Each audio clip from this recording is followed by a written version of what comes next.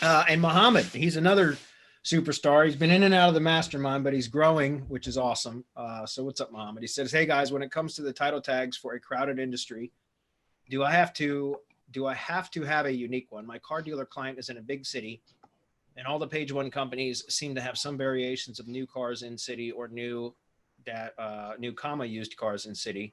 Usually I try to make my title tag stand out, but in this case, should I just copy what the competition is doing? Is my focus on uniqueness even justified? I don't remember learning it." Okay, I'm going to give you my opinion on this, and then I'm sure that there's probably some differences from some of the other guys. Um, when it comes to title tags, unless it's a blog post, if it's a page where, for lead generation, I just use the keyword. Whatever the primary keyword is that I'm trying to target for that page becomes at least the first part of the title tag. I might include a phone number in the title tag as well as the brand, right? Or I typically do, but the first part of the title tag is going to be just that primary keyword, not a modification of it. It's just the primary keyword. Then I'll have the phone number, then the brand, or something, some similar variation of that. But it's always just the primary keyword. Where I try to stand out is in the meta description, right? And that's where I try to write, I do a lot of Google ads now. And so I have the benefit of split testing a lot of headlines and descriptions. And because of that, I tend to try to write my my meta descriptions as ad copy. So it's compelling. So that's what I try to do to stand out. And the reason why I say that is because I want that keyword in the SEO title is a significant ranking factor for a piece of content, at least in my experience. And I've kept at that process for many years now.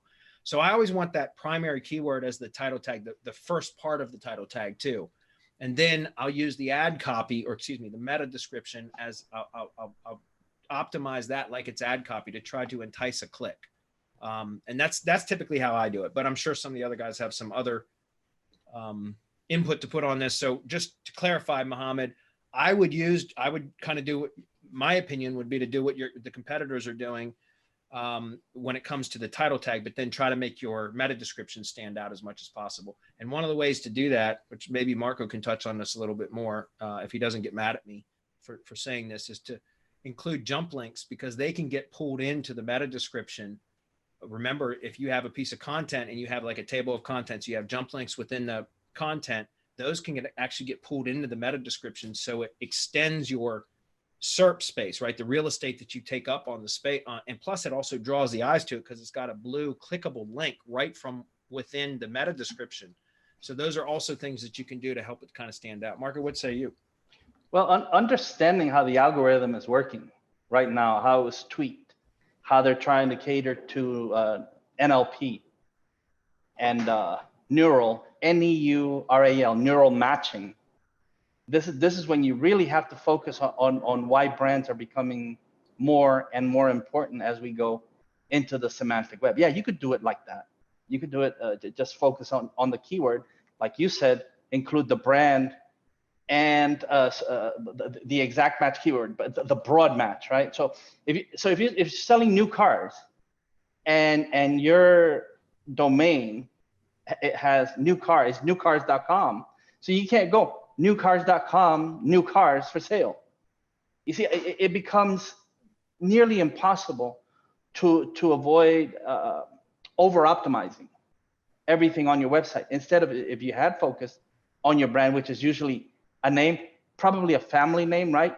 And then the car maker, and then the location, model. You might want to include the model if it's a post or whatever it is. However it is that you're trying to frame this, it would be a whole lot easier if you concentrated on the brand.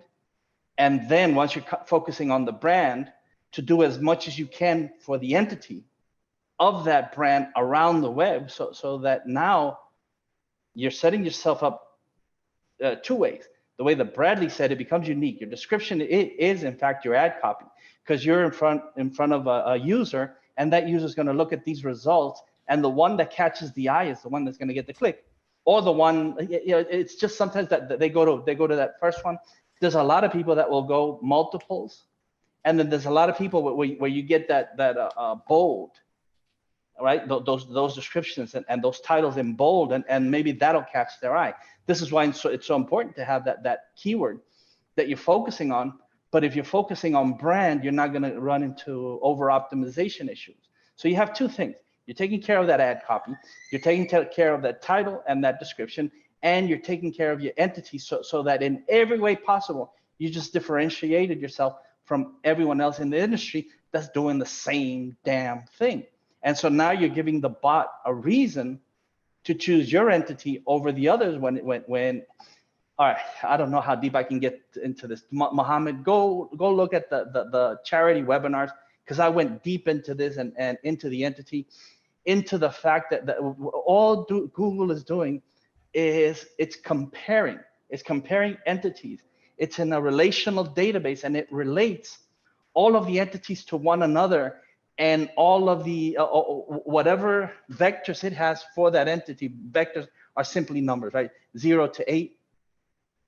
And so whatever it has in its system, in its servers, when it's looking for the entities, which one matches the entity the best, or what it thinks the optimal entity is, if yours is the closest to that, it's going to draw more attention from the bot. It's going to draw more love.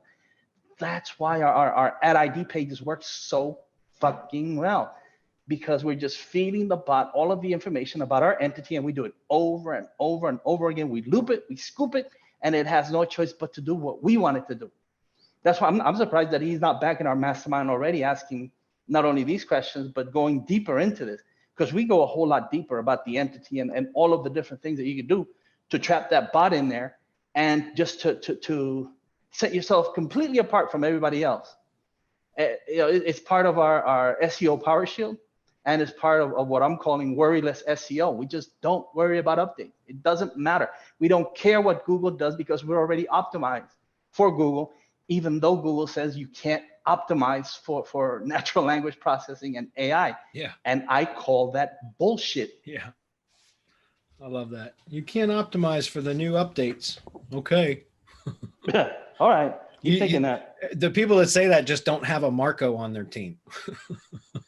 So.